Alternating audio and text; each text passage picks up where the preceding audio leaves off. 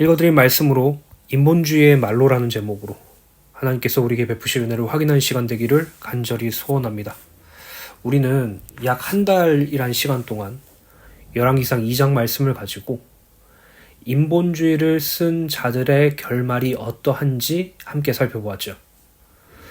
아도니아의 숙청과 제사장 아비아달의 제사장직 파면과 그리고 군대장관 요압의 죽음을 통하여서 자기를 위하여 사는 범죄가 얼마나 크고 무서운지 다시 한번 확인하게 되었어요.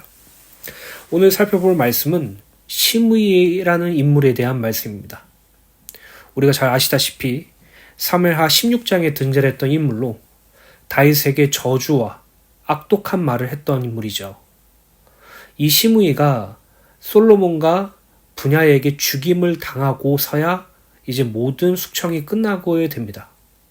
사랑하는 주은혜교회 성도 여러분, 오늘 이 시간 저와 여러분들이 이 시므이라는 인물에 대해서 다시 한번 말씀을 확인해 보시고 다음 주에 시므이라는 인물이 어떻게 죽게 되었는지, 어떤 결말을 맞이하게 되었는지 열왕기상 말씀을 살펴볼 건데요.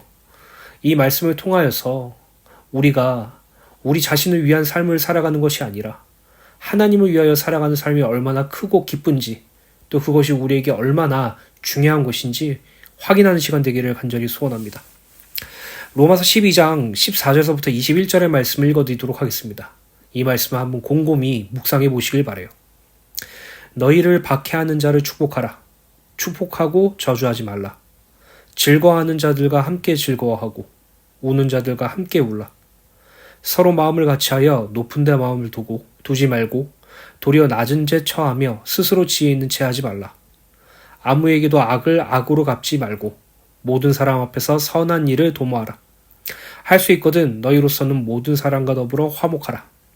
내 사랑하는 자들아, 너희가 친히 원수를 갚지 말고 하나님의 진노하심에 맡기라.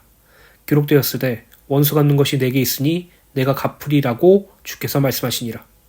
내 원수가 줄이거든 먹이고 목마르거든 마시게 하라. 그리함으로 내가 숯불을 그 머리에 쌓아놓으리라. 악에게 지지 말고 선으로 악을 이기라. 이 말씀은 사실 우리에게 매우 어렵게 느껴지는 말씀이기도 해요. 여러분들을 박해하는 자들을 저주하지 않고 축복할 수 있겠습니까? 악을 악으로 갚지 않고 선한 일을 도모할 수 있는 실력이 있습니까? 또 우리가 이 땅에 살아가거든 우리에게 마치 원수와도 같은 자가 있으면 그 원수와도 같은 자를 도와줄 수 있습니까? 악에게 지지 말고 선으로 악을 이기라는 이 말씀이 우리에게 실현이 가능할까요? 사실 구원받은 성도가 이 말씀을 어렵게 느껴지는 이유가 또 이 말씀을 지키기 힘들 것 같이 느껴지는 이유가 하나 있어요. 그것이 무엇이냐면은 하나님의 절대 주권을 믿지 못해서예요. 하나님의 섭리를 인정하지 않아서예요. 하나님의 절대 주권과 하나님의 섭리를 분명히 알고는 있지만 지식적으로 알고 있기 때문에 이 땅에서 우리가 박해를 당하거나 핍박을 당하거나 원수 같은 존재한테 큰 문제와 어려움을 경험하게 되면 우린 그 사람 때문에 너무 힘들고 괴롭고 하나님께서 저 사람 좀 어떻게 해주셨으면 좋겠고 저 사람을 사랑할 수 있는 마음은 전혀 없고 저 사람이 참 안 됐으면 좋겠다. 질병이 생겼으면 좋겠다. 문제가 생겼으면 좋겠다. 라는 그런 악한 마음을 품고 있잖아요. 그 이유가 무엇입니까? 하나님께서 허용하신 사건이라고 인정하기 싫은 거예요. 하나님께서 유지하시고 주관하시는 사건이라고 생각하기 싫은 거예요. 그 이유가 무엇입니까? 내가 괴로우니까. 내가 저 사람 때문에 힘드니까. 그래서 우리는 우리를 박해하는 자를 축복할 수 있는 실력이 없어요.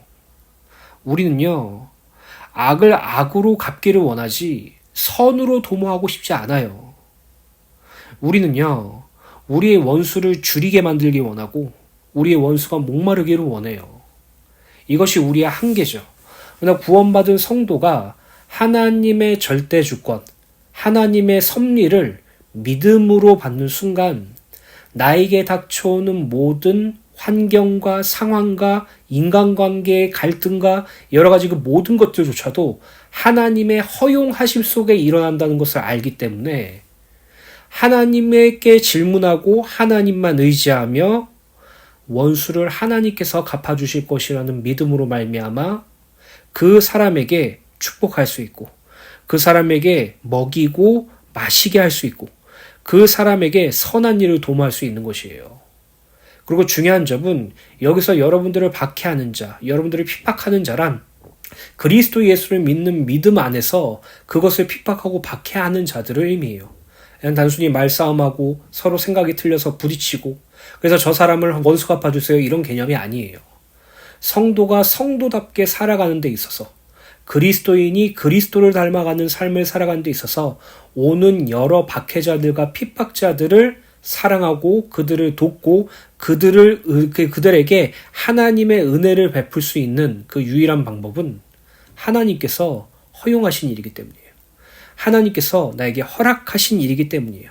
그렇기 때문에 오늘 이 시간 저와 여러분들이 하나님의 모든 시간 속에 우리들이 들어가 있다는 사실을 분명히 깨닫고 여러분들이 이 땅에 살아가면서 복음 때문에 핍박받고 계신다면 예수를 믿는 것 때문에 박해받고 계신다면 그 사람들에게 이를 갈고 그 사람들이 넘어지고 괴로워지고 슬퍼지게 만드는 것을 목적으로 삼지 않고 하나님께서 우리의 원수를 갚아주실 것이라는 분명한 믿음을 가지고 기도하시고 그 사람을 위해서도 기도하시며 그 사람에게 복음을 증거하는 자리까지 가게 되시기를 예수님의 이름으로 간절히 소원합니다. 본문 말씀은 다윗이 하나님 앞에서 하나님의 절대 주권과 섭리를 분명하게 인정하며 하나님이 하셨습니다라는 고백 속에서 납득하고 수긍하고 걸어가는 그 일이죠. 시므이가 다윗을 조롱하고 저주하였음에도 불구하고 다윗은 거기에 흔들리거나 거기에 분노하지 않고 하나님의 말씀으로 들었다는 것이에요. 오늘 저와 여러분들이 이 땅에 살아가면서 날마다 하나님의 음성을 듣길 소원하시며 모든 사건과 삶과 모든 것의 중심을 하나님의 뜻에 맞춰지기를 간절히 소원합니다. 자, 시므이란 인물은 바후림에 사는 베냐민 지파의 사람이에요. 초대왕 사울을 배출한 자기 지파에 대해 상당한 우월의식을 갖고 있었으며 동시에 사울을 이어 왕이 된 유다 지파의 다윗에게 큰 불만과 적대감을 가지고 있었어요. 그래서 다윗이 아들 압살롬의 반역으로 인하여 자신이 살고 있던 바후림까지 피신해 오자 그를 멸시하고 독설과 저주를 퍼부었던 것이죠. 3회하 16장 5절부터 8절입니다. 다윗 왕이 바후림의 이름에 거기서 사울의 친족 한 사람이 나오니 게라의 아들이요 이름은 시므이라. 그가 나오면서 계속하여 저주하고 또 다윗과 다윗 왕의 모든 신하들을 향하여 돌을 던지니 그때 모든 백성과 용사들은 다 왕의 좌우에 있더라. 시므이가 저주하는 가운데 이와 같이 말하니라. 피를 흘린 자여 사악한 자여 가거라. 사울의 족속의 모든 피를 여호와께서 내게 돌리셨도다. 그를 이어서 내가 왕이 되었으나 여호와께서 나라를 내 아들 압살롬의 손에 넘기셨도다. 보라, 너는 피 흘린 자이므로 화를 자초하였느니라 하는지라. 6절을 보면 시므이가 다윗과 그의 신하들을 향해서 돌을 던졌다고 기록되어 있죠. 이 돌을 던진다는 것은 당시 히브리인들이 큰 죄를 지은 죄인들에게 하는 관례적 행위로 공개적인 장소에서 많은 사람들이 죄인에게 돌을 던져서 쳐 죽이는 끔찍한 행위예요. 그들은 율법을 어긴 자들이나 하나님의 명령을 멸시하고 거룩한 하나님의 공동체를 위기에 빠뜨린 자들이나 간음죄를 범한 자들이나 신성모독한 자에게 처형을 시행할 때 직접 돌을 던져서 죽였죠. 스데반이 돌을 맞아 죽었다는 것을 기억하세요. 당시 그 유대인들은 스데반이 하는 말을 듣고 신성모독이라고 생각하고 그를 향해서 돌을 던져서 죽였죠. 이와 같은 맥락입니다. 즉 시므이는 다윗을 죄인 중에서 가장 악질적인 죄인, 하나님의 이름으로 욕되게 한 죄인으로 몰아붙이고 그들에게 돌을 던진 것이에요. 즉 시므이는 자기 아들에게 반역을 당하여 쫓겨나간 다윗을 향하여 다윗은 하나님께 범죄를 저질렀기 때문에 하나님께서 그의 아들이 반역하는 것을 허용하시고 그로 인하여 자기 아들에게 죽임을 당할 위기로 인하여 도피하는 큰 저주를 받았다라는 분위기를 몰아가며 저주하고 돌을 던진 것이에요.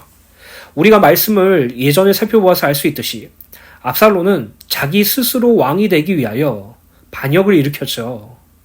이에 다윗과 다윗을 따르던 신하들은 너무나도 놀라서 도망가게 되었어요. 그 도망가던 중에 시므이가 말하는 거예요. 야, 너네 아들이 반역죄를 일으켰다며 왜 그런 줄 알아? 그건 네가 하나님께 범죄했기 때문이야. 너의 범죄로 말미암아 아들이 반역을 일으켰고 너의 범죄로 말미암아 너는 자기 아들에게 자기 아들에게 목숨을 위협받는 그런 큰 저주를 받게 된 거야. 너는 하나님 앞에서 죄인이야. 너는 하나님 앞에서 저주받았어. 라고 시므이가 다윗에게 말하는 것이에요. 7절에 시므이는 다윗을 향하여 피 흘린 자여 라고 말하는데 이는 사울의 집안 피를 흘린 살인 행위에 대한 책임이 다윗에게 있다는 것을 주장하고 있어요. 시므이는 과거 블레셋과의 전투에서 죽은 사울 왕과 그의 아들들인 요나답, 아비나답, 말기수아 및 이스보셋과 군대장관 아브넬이 다윗 때문에 죽었다고 생각하였기 때문에 다윗을 향하여 피 흘린 자라고 저주한 것이에요. 그러니까 지금 시므이의 인식 속에서는 시므이의 혼자의 생각 속에서는 이런 거예요. 하나님이 택하신 사울 왕을 다윗이 죽이고 자기 마음대로 왕이 되었다라고 생각하는 것이에요. 하나님께서 택하신 정통적인 베냐민 지파의 사울 왕과 사울의 족속들이 다윗 때문에 죽임을 당하고 유다 지파의 다윗이 왕이 되었다는 것에 분노하고 있는 것이에요. 이게 그가 시므이가 생각하는 이 생각이 맞는 것입니까? 아니죠. 틀린 것이죠. 하나님께서는 사울을 폐위하셨고 하나님께서는 다윗을 왕으로 세우셨어요. 그리고 하나님께서는 사무엘을 통해서 다윗의 머리에 기름을 붓게 하셨어요. 심지어 이스라엘 모든 백성들이 다윗을 사랑하였고 다윗이 이후에 왕이 될 것이라는 사실도 분명히 알고 있었어요. 그러나 시므이는 그게 인정하기 싫은 거예요. 왜 인정하기 싫었을까요? 베냐민 지파, 자기 지파의 왕이 된 것, 사울 왕과 그 아들들, 그들이 진정한 왕이고 그것이 하나님의 뜻이라고 자기만의 생각대로 신앙과 하나님을 생각하고 다윗을 본 것이에요. 오늘날 많은 성도들이 나의 생각과 하나님의 생각과 혼동하는 경우가 많아요. 그 대부분은 자기의 유익이나 자기가 닥친 문제가 생길 때 내 생각이 하나님의 생각이라고 착각하고 하나님께서 내 생각을 해결해 주시고 이루어 주시는 것만이 옳은 것이라고 생각하는 경우가 많아요. 그런데 성경은 반복적으로 말하고 있죠. 우리 생각이 아니에요. 하나님 생각이죠. 우리 생각을 꺾고 하나님의 생각대로 가야 하는 것이 우리의 삶이죠. 근데 우리는 항상 우리의 생각을 하나님께 강요하고 내 뜻을 하나님께 강요하니까 신앙생활이 아니라 인본주의적 삶으로 돌아갈 수밖에 없다는 것이에요. 이처럼 시므이는 그러한 생각 속에서 그러한 자기만의 관념 속에서 다윗을 저주하고 다윗을 욕했다는 것이죠. 그러나 그리고 성경을 보면 사울과 그의 아들들인 요나단, 아비나답, 말기수아는 블레셋 전투에서 전사하였어요. 다윗이 죽인 게 아니에요. 블레셋과의 전투에서 그들이 전사하게 되었죠. 또 군대장관 아브넬은 지난주에 말씀드렸던 대로 요압의 손에 죽었다는 사실을 알 수 있으며 이스보셋, 사울의 뒤를 이어서 다윗이 왕이 된 걸 거부하고 스스로 왕이 된 사울의 아들 이스보셋은 자기 부하들에게 죽임을 당했다는 것을 알 수 있어요. 즉 다윗이 사울의 집안에 대한 죽음이 어떠한 직접적이고 간접적인 영향력을 행사하지 않았다는 사실을 알 수 있죠. 그러나 시므이는 사울의 집이 멸망한 것과 사울 왕과 그의 아들들, 그를 따르는 중요한 사울의 집안 사람이 죽은 이유는 다윗 때문이라고 선동하며 다윗에게 저주를 퍼부으며 돌을 던진 것이에요. 또한 시므이는 다윗을 향하여 사악한 자여라고 말하는데 이는 다윗이 하나님 앞에서 아무런 가치가 없는 존재고 그러고 이스라엘 나라 안에서도 아무런 쓸모가 없는 존재라고 멸시하는 의미예요. 즉 시므이는 다윗이 자기 아들의 반역으로 인하여 도피하는 상황이 하나님께 저주받은 것이라고 매도하면서 다윗과 같은 죄인은 하나님의 은총이 머물러 있는 거룩한 땅 이스라엘에 거할 자격이 없다고 말하며 이스라엘의 땅과 사회에서 나가라고 7절에 여기서 사라져라 라고 말하고 있는 것이에요. 이는 이스라엘에서 가장 모욕적인 욕설입니다. 또한 8절에 보면 시므이는 하나님께서 사울의 집에서 흐른 모든 피와 죽음의 책임은 다윗에게 있기 때문에 하나님께서 그 아들 압살롬의 반역을 그 대가로 치르셨다고 말하죠.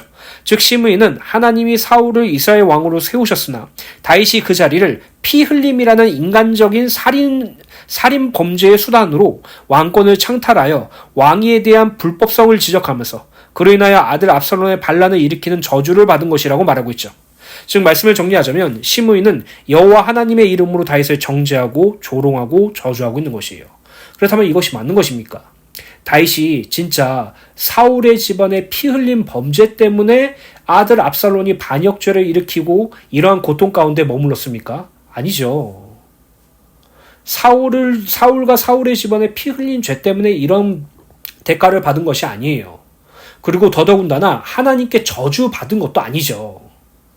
다윗은 밧세바와의 간음죄와 우리아의 살인죄를 통하여서 하나님을 멸시하고 하나님의 말씀을 업신여긴 그 죄로 말미암아 지금 이 고통을 당하고 있는 것이에요.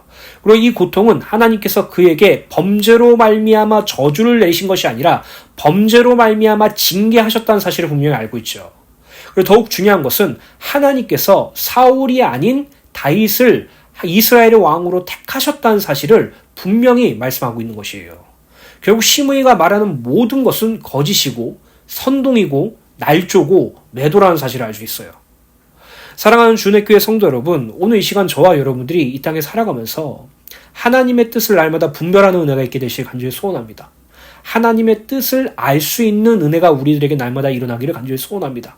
하나님의 뜻을 아는 자는, 하나님의 목적을 아는 자는 오직 그분 가운데서 거하기를 소원하며 그분이 나를 인도해 주시고 이끌어질 것을 소원하지, 하나님의 뜻을 자기 스스로 만들어 놓고 하나님의 생각을 자기 스스로 설정해 놓고 그것이 하나님의 뜻이고 생각이라고 사람들에게 거짓 선동하고 해서 그렇게 끌고 나가는 그런 시므이적 같은 행위에서 벗어나야 돼요. 오늘 저와 여러분들이 이 땅에 살아가면서 하나님의 뜻이 무엇인지 날마다 질문하면서 기도하세요. 하나님께서 나에게 허락하신 하나님의 그 계획이 무엇인지 날마다 물으시고 날마다 질문하시고 기도하세요. 오늘 그 은혜가 날마다 누리게 되시길 간절히 소원합니다. 계속해서 사무엘하 16장 9절입니다. 수르야의 아들 아비새가 왕께 여짜오되 이 죽은 개가 어찌 내 주 왕을 저주하리이까? 청하건대 내가 건너가서 그의 머리를 베게 하소서 하니. 다윗은 시므이의 조롱과 거짓 선동, 저주를 들어도 침묵하였죠. 반면에 다윗의 조카이자 요압의 형제인 스루야의 아들 아비새는 시므엘을 향하여 죽은 개라고 표현하면서 매우 분노하였죠.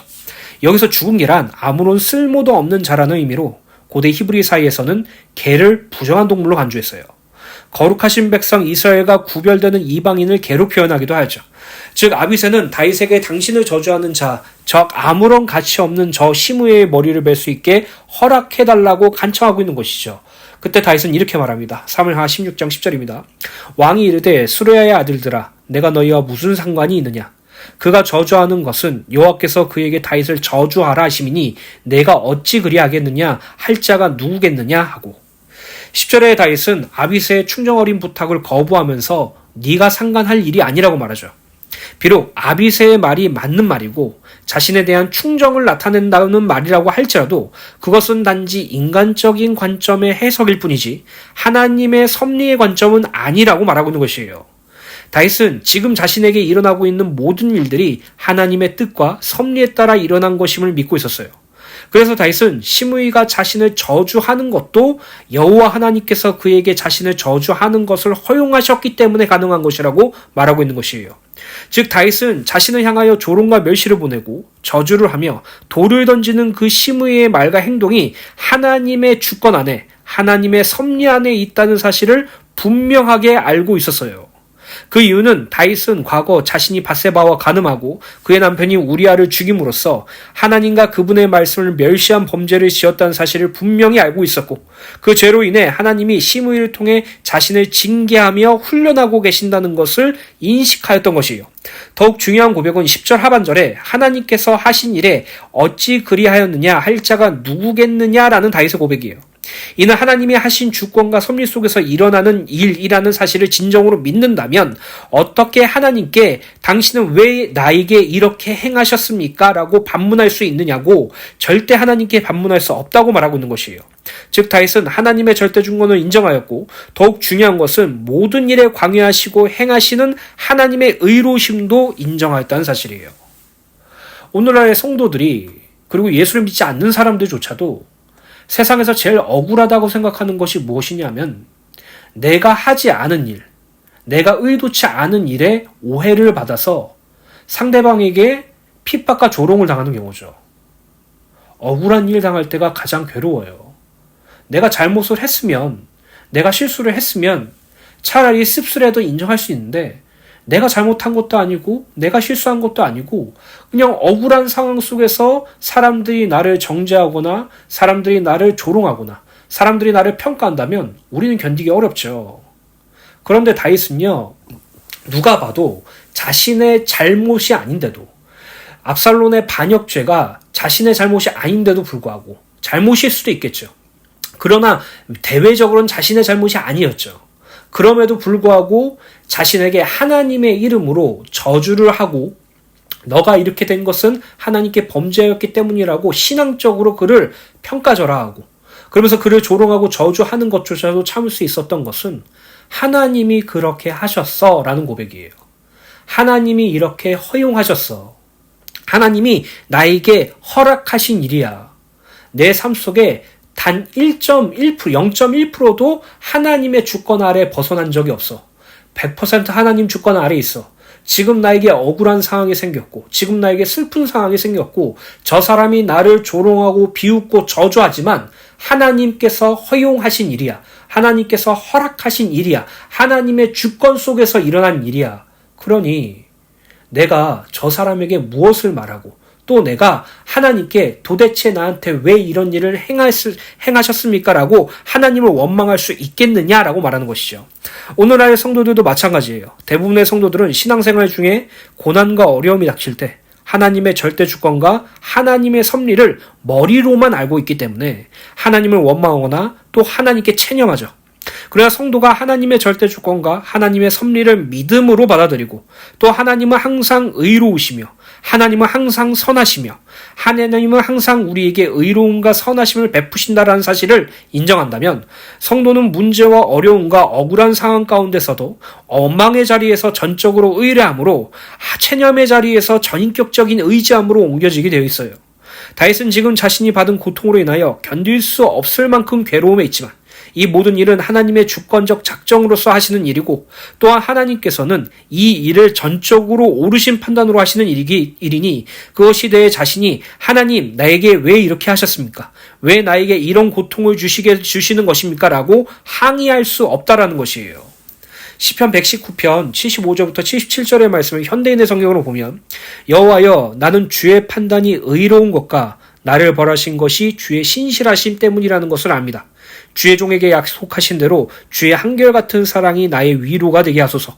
내가 살 수 있도록 나를 불쌍히 여기소서. 주의 법은 나의 즐거움이다 라고 기록되어 있어요. 대부분의 성도들은 보통 까닭이 없는 고통을 당하게 되면, 까닭이 없는 억울한 상황이 생기게 되면 마치 광야 시대 때의 이스라엘 백성들처럼 하나님께 원망과 불평을 하죠.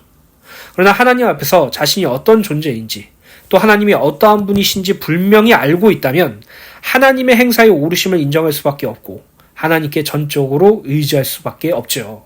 오늘 저와 여러분들이 이 땅에서 신앙생활을 하면서 문제가 찾아오고 어려운 일이 찾아오고 억울한 일이 찾아올 때 그 문제와 어려움을 해결하는 자리, 나의 억울함을 변론하여 바꾸는 자리로 가거나, 그러한 상황 가운데 내모신 하나님께 욥처럼 원망하는 자가 아니라, 하나님께서 당신의 주권적 사역 속에서 나를 이 자리에 이끄신 것이 무엇일까라는 의문과, 하나님의 뜻과 계획이 무엇인지에 대한 질문과, 하나님의 뜻대로 살기 원하며 하나님의 말씀에 순종하며 살기 원합니다라는 그 기도가 회복되기를 소원합니다. 여러분, 예수 믿는 사람은요, 이 땅에서 주를 위해서 사는 것이 마땅해요. 그리고 주를 위하여 사는 그 모든 삶 속에 때로는 슬프고 괴로운 일도 찾아올 수도 있어요. 만약 주를 위하여 사는 자에게 슬프고 괴로운 일이 온다면 우린 주님께 더 무릎 꿇고 주님의 보듬어 주심을 소원하겠죠.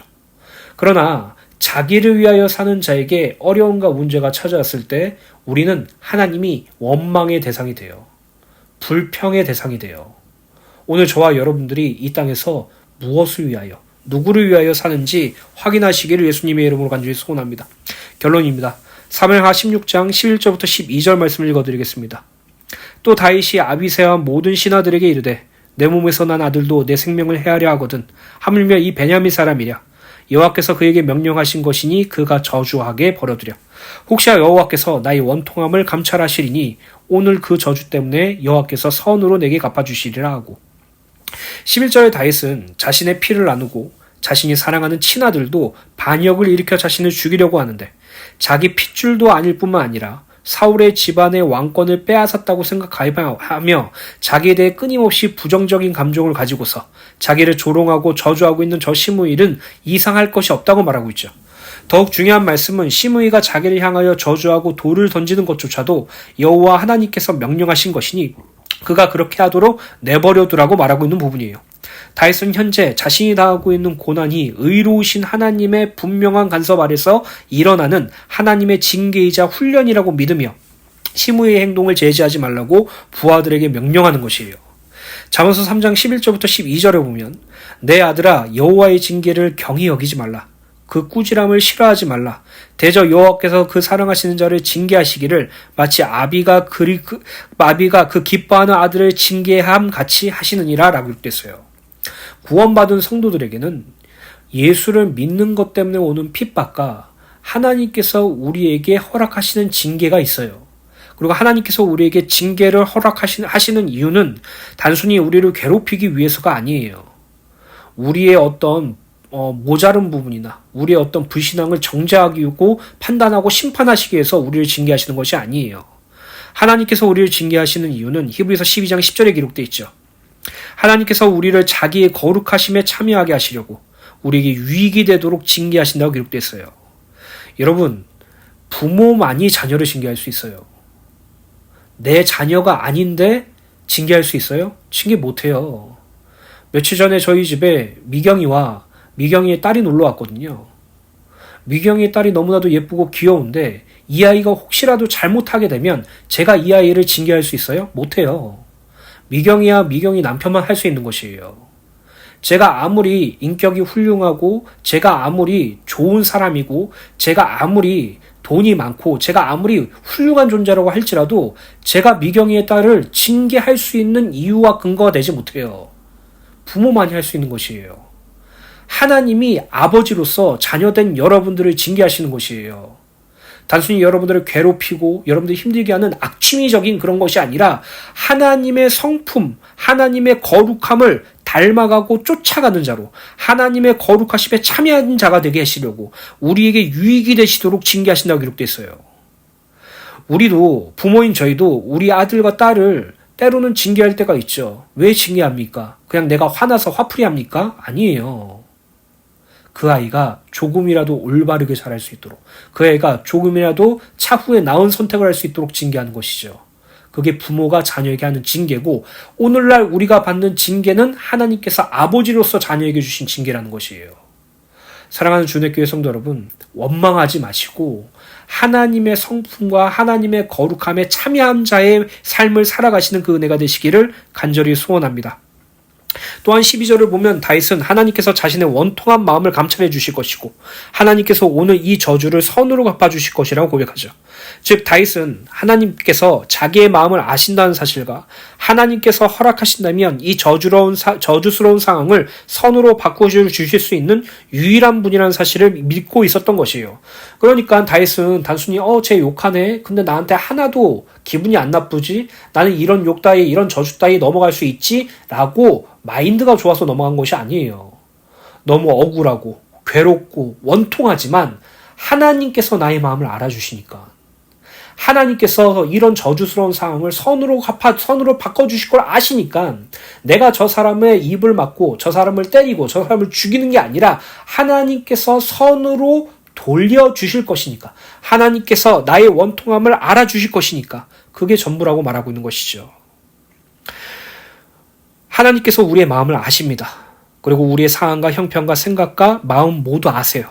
그리고 하나님께서 반드시 우리의 모든 상황과 형편을 합력하셔서 선으로 이루세요. 여기에 대한 믿음이 있는 자는 하나님만 전적으로 의지할 수밖에 없겠죠. 하나님 아버지께서 우리의 마음을 아시고 우리의 억울함도 아시고 우리의 원통함도 아시고 우리의 괴로움도 아세요. 그리고 하나님은 그 모든 것을 합력하여 선으로 바꾸시고 하나님께서는 그것이 선이라는 사실을 성도에게 깨닫게 하시며 우리가 입술로 하나님께서 나에게 선을 이루셨습니다. 하나님은 선하십니다라고 고백하는 자리까지 분명히 이끌어 가실 것이에요. 그것을 경험하는, 그리고 날마다 하나님께 의지하는 그 은혜가 있게 되실 간절히 소원합니다. 역대상 28장 9절 말씀을 읽어드리고 마치겠습니다. 내 아들 솔로몬아, 너는 내 아버지 하나님을 알고 온전한 마음과 기쁜 뜻으로 섬길지어다.